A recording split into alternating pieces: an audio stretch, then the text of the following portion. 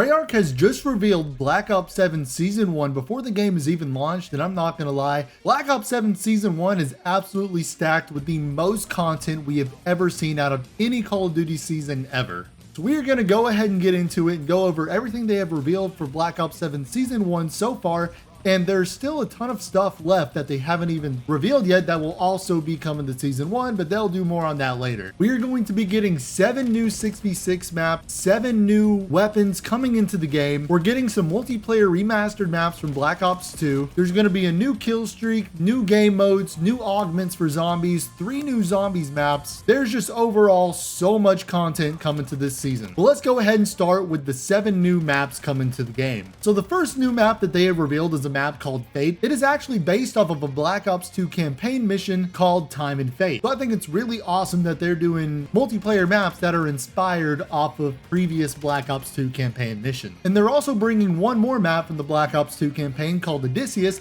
and it's going to be inspired and based off of the Black Ops 2 campaign mission called Odysseus. The next map that they have revealed is a map called Utopia. It is pretty much another guild facility based in the Black Ops 7, 2035 setting. One thing that concerns me a little about these maps that are all based in guild facilities is they all kind of look the same. Based off what they showed of this map, it really reminds me of that Black Ops 7 beta map called The Forge. So I'm just a little worried if they keep doing guild facilities, they're all going to have the same exact futuristic guild look to it. But I guess we'll find out more about those as they released throughout the season. Another map coming to Black Ops 7 Season 1 that they really didn't talk about much in the dev talk, but you can see it in the Season 1 roadmap, is another Japanese styled map similar to Toshin that we saw in the beta. This one is called, excuse me for butchering this, Yaki.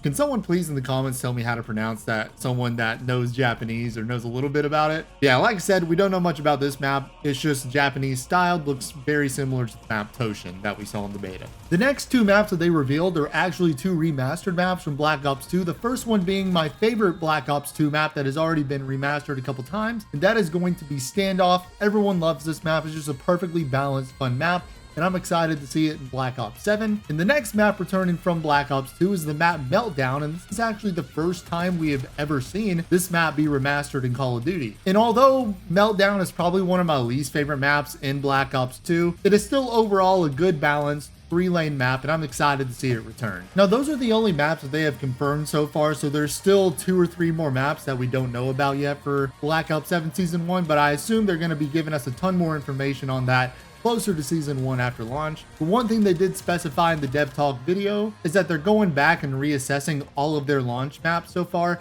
and they're going to be looking at removing more doors because they advertised Black Ops 7 as having no doors. Then in the beta, we had those automatic doors and there was just way too many of them. So they removed some of them during the beta, but they're going to go back and look at all of their launch maps and reassess removing more of the doors while also keeping the gameplay loop balanced. Now, like I said, there are 7 new weapons coming to Season 1 in Black Ops 7, but in this early Dev Talk video, they have only revealed 3 of them to us. The first one being the most toxic weapon from Black Ops 4, the Maddox. This gun really lives up to its name because getting killed by it in Black Ops 4 always just made me mad in general. But overall, it was the best weapon in that game, I think, and it was super fun to use. Hopefully it comes back in Black Ops 7 being balanced. And I really think it does fit the theme of Black Ops 7 very well, so I'm excited to see it return. Next up, they also revealed that we're getting the crossbow and ballistic knife coming back. So those are really staples to the Black Ops series. They're super fun weapons to use, and I'm excited to see them return. Along with that, they also revealed that Sticks and Stones is going to be returning, which is a game mode that heavily focuses on those 2 weapons. But like I said, there's still 4 other weapons we don't know about. They're probably going to reveal those to us closer to the launch of Season 1. And speaking of game modes real quick, they also briefly mentioned that Prop Hunt is going to be returning. So one thing that actually concerns me about Prop Hunt returning is whenever you think of a futuristic setting within games or just in general, you think of everything,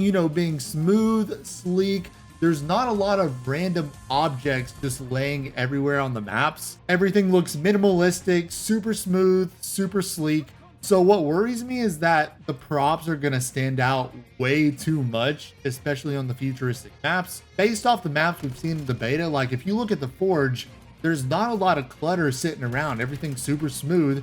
So if there's a prop sitting somewhere, it's just going to look super out of place. So I just feel like that could be an issue for a lot of the futuristic styled maps in this game. Maybe the remastered maps, the DLC maps will be a little better. But I don't know, for some of the futuristic maps, I'm just a little scared that props are going to stand out a little too much, a little too easily compared to how the map actually looks. So I don't know, we're just gonna have to see how the props look in Black Ops 7 after it releases. So far in Black Ops 6, I felt that a little bit in Black Ops 6, mostly just based off the stupid map designs and stupid map sizes, but I don't know, hopefully prop hunt is going to be improved upon in Black Ops 7. I also forgot to mention, when I was talking about the maps, that they also mentioned Nuketown 2025 returning, which is perfect because that is one of the best versions of Nuketown we have seen, so I'm super excited to see that returning. So on top of all of that, they also briefly mentioned that a new score streak is going to be coming to Black Ops 7 with Season 1, and they called this one the Deadeye Drone score streak. They didn't really mention much about it, but what I'm hoping for is that it's going to be very similar to the Lodestar from Black Ops 2. They're advertising this game heavily as a Black Ops 2 sequel, so I think it only makes sense to bring in more streaks from Black Ops 2. So the name Deadeye Drone, it just makes me think of the Lodestar immediately, so I really hope that's what it is, but there is a chance it could be something else, but I'll update you guys about that as soon as we get more information, because streaks in Call of Duty are just very important to me. And so far, I feel like although the streaks in Black Ops 7 are good, they're slightly missing the marker. It feels like something is missing, but I'm going to make a whole video on that, so stay tuned for that. So after the multiplayer stuff, they moved on to talk about the zombie stuff. We're actually getting 3 new zombies maps for Season 1, with 1 or 2 of them probably releasing after Season 1 Reloaded. But we're getting 1 full-fledged full zombies map experience, a sequel to Ashes of the Damned, and then we're also getting 2 new survival experiences. The first survival experience is going to be kind of based off the diner location of the Ashes of the Damned map. It looks somewhat similar to what we saw in the Black Ops 2 version of Diner, but I'm sure it's going to be slightly different. Then we're also getting the Cosmodrome survival map, which is based off another location in Ashes of the Damned, which has been rumored to be based off of Ascension, the full zombies map from Black Ops 1. So I'm really looking forward to see how they take those maps and turn them into survival maps. I think it'll be really fun just to play, chill zombies, and just go up to high round. And then the fully fledged zombies experience coming at some point during Season 1 is called Astra Malorum. We don't know hardly anything about this map. They didn't say much about it aside from describing it as one of the coolest experiences they've ever made. So I really hope that it ends up being a very good successor to Ashes of the Dam and really starts off the DLC season strong. But that's everything they've told us so far about Season 1. There are also going to be some holiday modes and limited time modes coming, probably for Thanksgiving and Christmas. So I'm looking forward to those. But there's still a ton of information they haven't given us. This is really just a preview of Season 1 they're giving us before launch.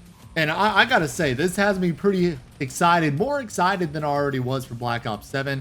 I was super happy with them, you know, reducing SBMM and giving us non-disbanding lobbies and multiplayer, because that's automatically going to make the experience a ton more fun than I was expecting.